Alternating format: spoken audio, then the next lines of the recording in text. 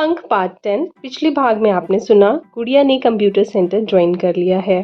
एक दिन computer centre से निकलते समय उसको उसके रिक्शे के पास सेठ खड़ा मिला, जो कि उसे फैक्ट्री तक छोड़ने की बात कह रहा था। अब आगे आप सुन रहे हैं कहानी पंख विंग्स ऑफ ड्रीम। इस कहानी की प्रस्तुत करता है अली बाबा टेलीकॉम शाहजहांपुर। मैं हूं आपकी ऑडियो एंकर रोली और ये कहानी लिखी है मैंने via content agency DDCO। All right reserve May 2023। Seth गुड़िया के रिक्शे पे बैठकर फैक्ट्री की तरफ जाने लगा। रास्ते में उसने 5 किलो मिठाई ली। फैक्ट्री आने पर वो मिठाई का डिब्बा और 250 रुपये गुड़िया के हाथ में रखते हुआ बोला, तुम बहुत बहादुर हो। मैंने आज तक तुम जैसी बहादुर लड़की नहीं देखी। तुम चाहती तो मुझे मना कर सकती थी, लेकिन तुमने ऐसा नहीं किया। ये मिठाई तुम और तुम्हारे परिवार के लिए है। मैं आज के बाद तुम्हें कभी परेशान नहीं करूँगा, पर हाँ, एक शर्त है।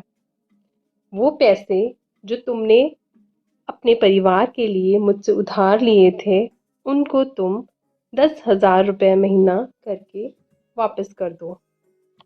गुड़िया क्या करती? गुड़िया ने सिर हाँ में हिला दिया।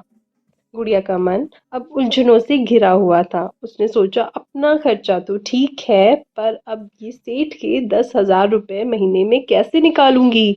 घर आने के बाद गुड़िया ने अपने पति और सास को ये बात नहीं बताई। मन ही मन परेशान हो चुकी गुड़िया एक और नई कसौटी पे उतरने को तैयार थी।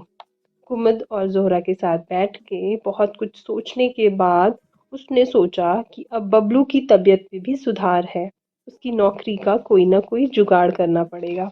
इसी बीच कुमुद ने बताया कि स्टेशन पर स्वीपर की जगह खाली है। फिर क्या था, अगले दिन गुड़िया और पप्पू स्टेशन पहुंच गए। स्टेशन मास्टर से बात हो जाने के बाद बबलू ने वहां नौकरी शुरू कर दी। गुड़िया और बबलू दोनों काम पे लग चुके थे।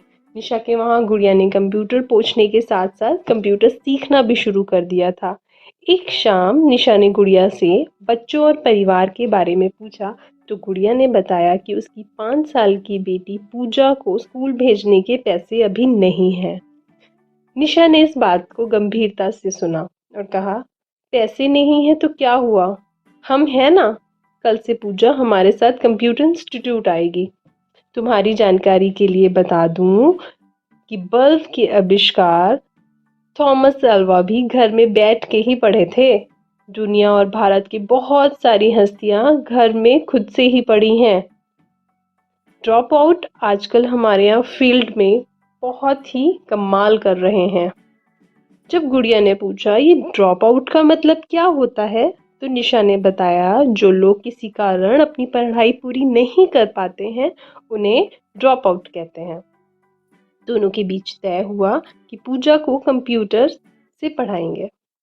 यूट्यूब में आजकल हर तरीके का एजुकेशन का मटेरियल अवेलेबल है। हम दोनों मिल के पूजा को पढ़ाएंगे। उस शाम गुड़िया बहुत खुश थी। घर आके उसने ये खुशखबरी पूजा को सुनाई। पूजा से उसने कहा, कल तुम मेरे साथ कंप्यूटर इंस्टीट्यूट चलोगी, वहीं तुम्हारी पढ़ाई होगी। पूजा इस बात से बहुत खुश थी। ये सुन के आरती भी बोली, मैं भी चलूंगी पढ़ने माँ। इस बात पे 5 साल की पूजा बोली, मैं पढ़ाऊंगी तुम्हें, और जब तक मैं घर में नहीं रहूंगी तुम दादी का ख्याल रखोगी। उस शाम गुड़िया को सुकून भरी नींद आई, लेकिन इम्तिहान अभी ख़त्म नहीं थे। शायद किस्मत और सेठ ने उसके रास्ते में बहुत कांटे बो रखे थे, जो आगे चल के उसके पैरों से लेके सर तक चुभने वाले थे। क्या गुड़िया सेठ के 10,000 रुपये महीने चुका पाएगी, या सेठ के सामने घुटने टेक देगी? क्या पूजा कंप्यूटर से अपनी पढ़ाई पूरी कर पाएगी? जानते हैं अगले भाग में। ये भाग आपको कैसा लगा, हमारे सोशल हैंडल पे ज़रूर बताएं। आपके फीडबैक्स हमें बेहतर बनाते हैं। आप सुन रहे हैं पंख विंग्स ऑफ ड्रीम। पंख विंग्स ऑफ ड्रीम की प्रस्तुत करता है अली बाबा टेलीकॉम शाहजहांपुर। कहानी के बाकी भाग अपने व्हाट्सएप टेलीग्राम मैसेंजर पे पाने के लिए हमारे सोशल हैंडल पे लिखे पंख सीरीज। मैं हूँ आपकी ऑडियो एंकर रोली और ये कहानी लिखी है मैंने via content agency DDCO। All right reserve, May 2023।